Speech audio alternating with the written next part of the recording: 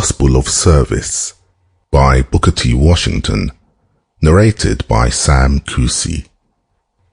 The subject on which I am going to speak to you for a few minutes tonight, the Gospel of Service, may not when you first hear it strike a very responsive chord in your hearts and minds, but I assure you I have nothing but the very highest and best interest of the race at heart when I select this subject to talk about.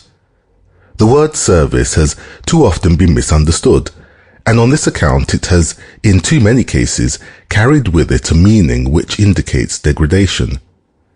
Every individual serves another in some capacity, or should do so.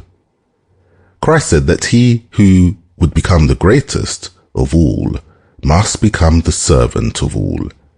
That is, he meant that in proportion as one renders service, he becomes great. The President of the United States is a servant of the people because he serves them. The Governor of Alabama is a servant because he renders service to the people of the state. The greatest merchant in Montgomery is a servant because he renders service to his customers.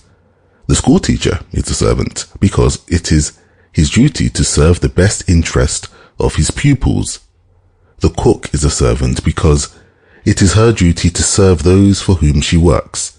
The housemaid is a servant because it is her duty to care for the property entrusted to her in the best manner in which she is able.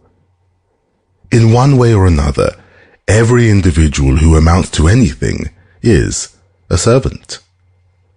The man or the woman who is not a servant is one who accomplishes nothing. It is very often true that a race, like an individual, does not appreciate the opportunities that are spread out. Sample complete. Ready to continue?